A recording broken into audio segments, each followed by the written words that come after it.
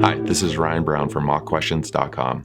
In today's video, we will be discussing 5 healthcare project manager interview questions. But before we do that, just a quick disclaimer, these questions are not guaranteed to be asked at your interview. I've pulled all of today's questions and answers from our website, mockquestions.com. Now, let's get started.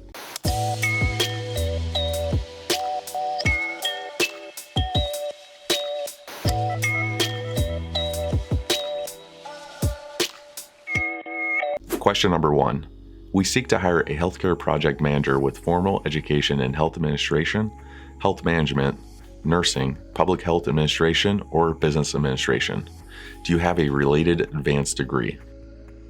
Although the interviewer will see your resume, it's still your job to bring your education to life by discussing the degree you obtained, your top coursework, what studies you believe will be most relevant to the job, and any awards, accolades, or scholarships you may have earned along the way. In addition to my degree in business administration, I've recently obtained a master's certificate in healthcare management. I wanted to niche down to further my opportunities in the healthcare industry while earning my master's certificate. I learned a great deal about the role of the leader in healthcare, system integration, best practices for implementing change in healthcare, and how to build horizontal and vertical partnerships for seamless patient care. Where I shine and know that my expertise will be the most valuable is in lean management for healthcare, including the implementation of improvement strategies and delivering consistent outcomes that are high quality and meet a healthcare organization's immense need for efficiencies. Question number 2. Healthcare projects often have tight targets, and missing a cutoff can be very costly.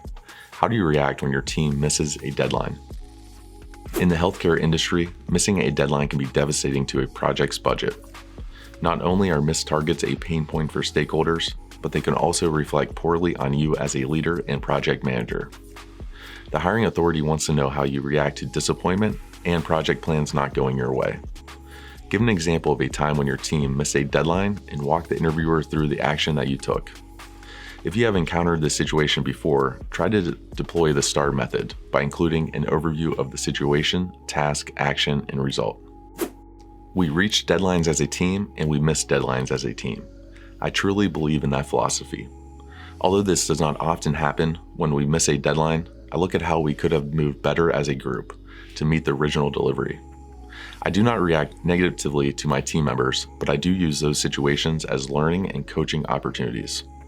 For instance, last year we had a $15 million hospital project underway when it came to my attention that some of our supplies were on hold due to new changes in NAFTA.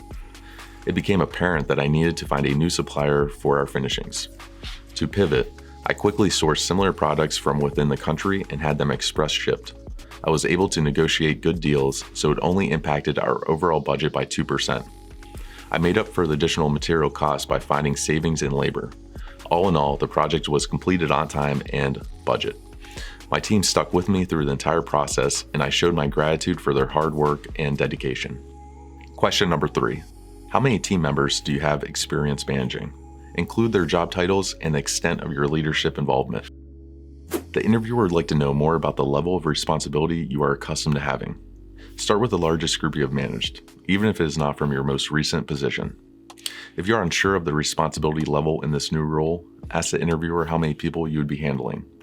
If there is a significant uptick in this role from what you are used to having, then you should be prepared to overcome this potential objection of not having enough leadership experience. In previous roles, I have managed up to 40 direct reports.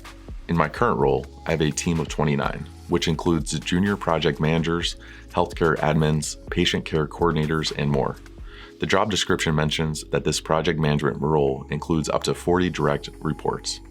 I am more than capable of managing that volume successfully. Could you share more detail with me in regards to the team I would be leading in this role? Question number 4. In your opinion, what are the most prominent signs that a project is off track?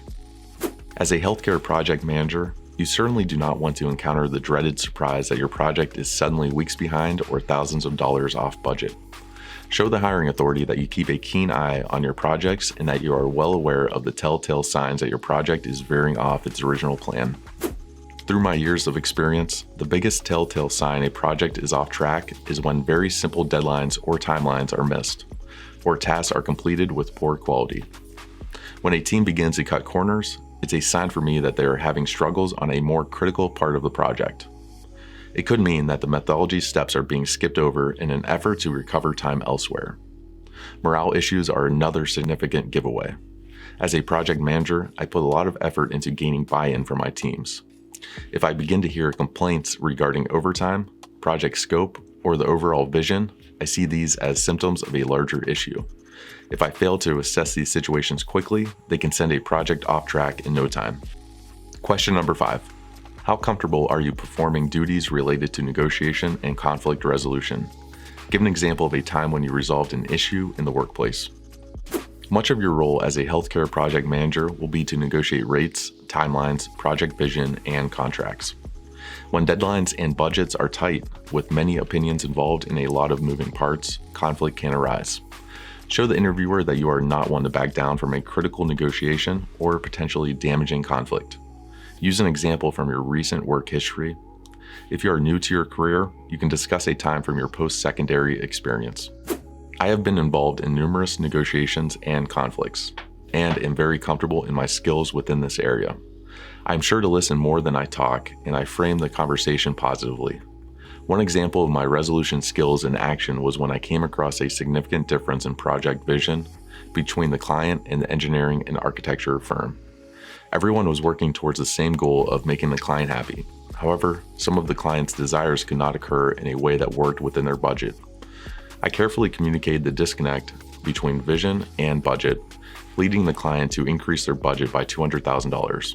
In the end, we all landed on the same page, and we were able to deliver the client's vision to a T. Thank you for watching. If you found this video helpful, it'd be greatly appreciated if you could like or comment below. Thanks again, and we hope you stick around to watch more interview practice videos from us.